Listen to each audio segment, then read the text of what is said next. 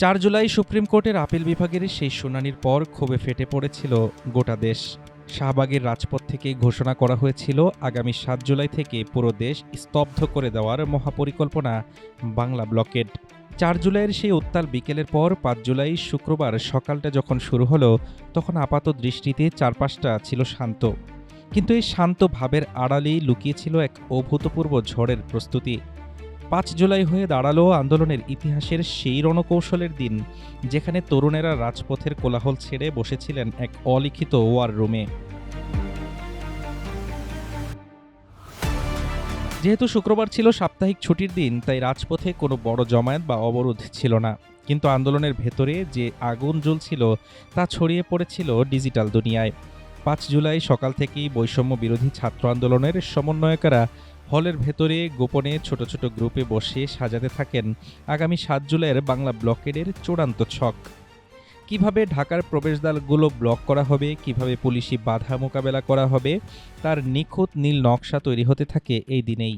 একই সাথে সামাজিক যোগাযোগ মাধ্যমে শুরু হয় তীব্র প্রচার। লাখ লাখ শিক্ষার্থী প্রোফাইল পিকচার বদলে হ্যাশট্যাগ দিয়ে জানান দিচ্ছিলেন তারা আর পিছিয়ে আসার জন্য প্রস্তুত নন। ৫ জুলাই ক্যাম্পাসগুলোতে ক্লাস পরীক্ষা না থাকলেও প্রত্যয় স্কিম বাতিলের দাবিতে শিক্ষকদের সর্বাত্মক কর্মবিরতি অব্যাহত ছিল। ফলে ক্যাম্পাসগুলোতে এক অদ্ভুত শূন্যতা এবং একই সাথে এক থমথমে উত্তেজনা বিরাজ করছিল। শুক্রবার বিকেলের দিকে বিভিন্ন হলের ভেতরে সাধারণ শিক্ষার্থীরা নিজেদের মধ্যে ছোট ছোট মিছিল ও সভা করেন। তারা সাধারণ মানুষের কাছে বার্তা পৌঁছে দিতে থাকেন যে এই লড়াই শুধু শিক্ষার্থীদের চাকরি পাওয়ার লড়াই নয়, এটি রাষ্ট্র ব্যবস্থার বৈষম্যের বিরুদ্ধে এক চূড়ান্ত প্রতিরোধ।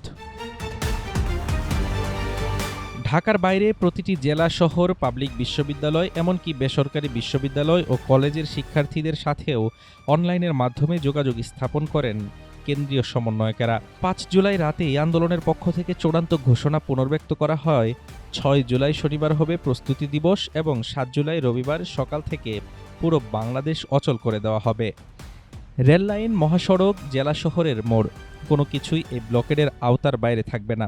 শাসকেরা তখনও ভাবছিল শুক্রবারের এই ফাঁকা রাজপথ হয়তো আন্দোলনের শেষ, কিন্তু তারা টের পায়নি ৫ জুলাইয়ের এই নীরবতা ছিল আসলে এক মহাপ্রলয়ের আগের স্তব্ধতা। ঐতিহাসিক ৫ জুলাই ২০২৪, কোনো রক্তপাত নয়, কোনো রাজপথের গর্জন নয়। এই দিনটি ছিল স্রেফ ইতিহাসের এক অলিখিত যুদ্ধবিরতি। কিন্তু এই যুদ্ধবিরতির প্রতিটা সেকেন্ড তরুণেরা ব্যবহার করেছিলেন নিজেদের সংগঠিত করতে। ৫ জুলাইয়ের থমথমে রাতটা যখন শেষ হচ্ছিল, তখন বাংলাদেশ এক নতুন সকালের দিকে এগিয়ে যাচ্ছিল, যা এই দেশের ১৫ বছরের রাজনৈতিক সমীকরণকে চিরতরে বদলে দেওয়ার ভিত্তিপ্রস্তর স্থাপন করেছিল। হাফিজুর রহমান তুষার, ঢাকা টুডে।